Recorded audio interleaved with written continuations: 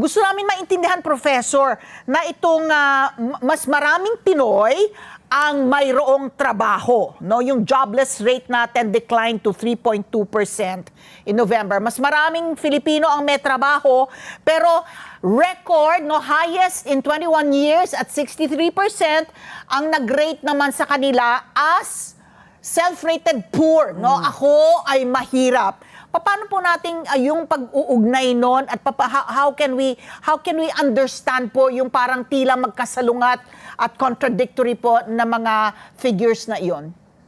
Meron pong isang factor na dapat natin isali dito.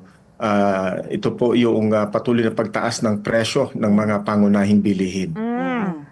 Kaya maski na may trabaho ka, maaaring ang pakiramdam mo, ikaw ay mahirap, lalo na kung ikaw ay minimum wage earner lamang, dahil based doon sa lumabas na report ng PSA or Philippine Statistics Authority the other day, ang sabi nito, tumaas ang presyo ng mga bilihin, pero mukhang hindi ho kumpleto yung pagkaka-report dahil hindi po nire-report dito masyado o binibigyan ng diin yung food inflation. Yes. Ang food inflation ay mas malaki doon sa ni-report na 2.9%. Dahil ang food inflation natin ay 4.4% at depende po ito kung saan kayo nakatira at kung ikaw ay bottom 10% ng population, doon natin mararamdaman ang tunay na bigat o gaan no ng kahirapan, pagtaas ng presyo ng bilihin.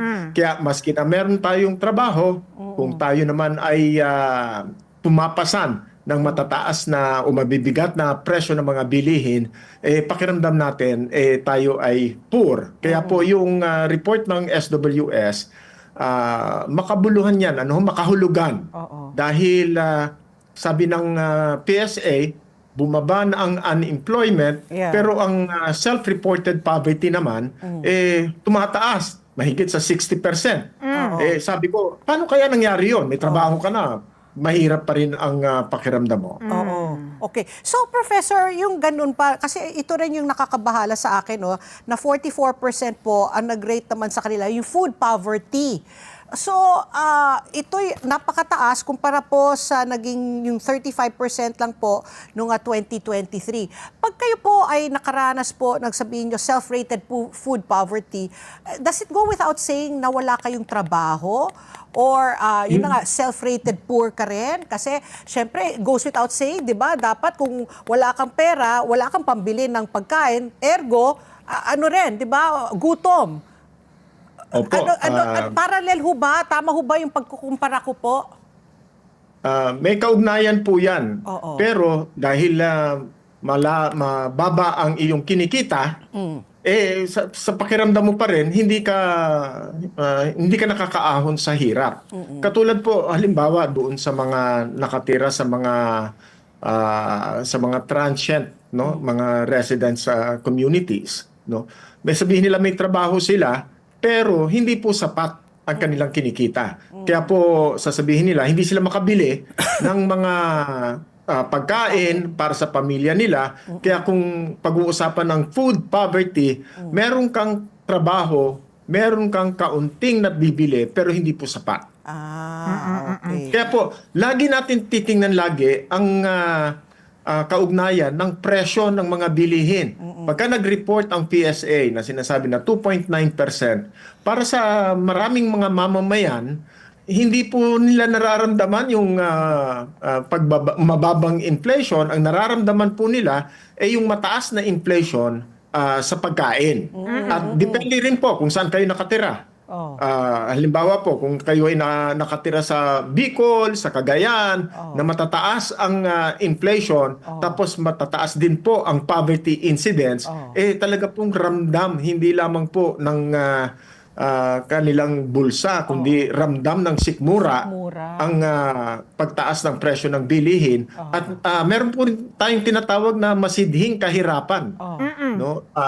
Masidhi dahil gutom ang pakiramdam, ang nararamdaman, at sikmura po ang nagsasabi sa kanila, ikaw ay mahirap, ikaw ay gutom.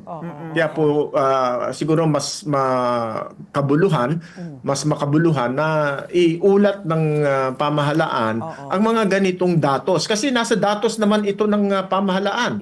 Sila rin po ang nagko-collect ng data. Kaya lang po, pagka nire-report na, parang bumaba ang ating unemployment, bumaba ang presyo ng mga bilihin. Pero ang mga mamamayan magsasalita. Ba't hindi ko nararamdaman?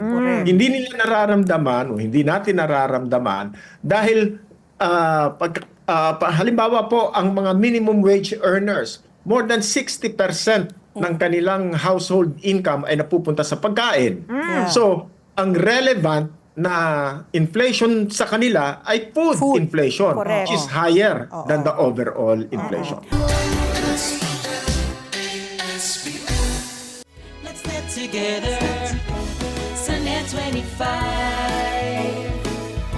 Sunnet 25.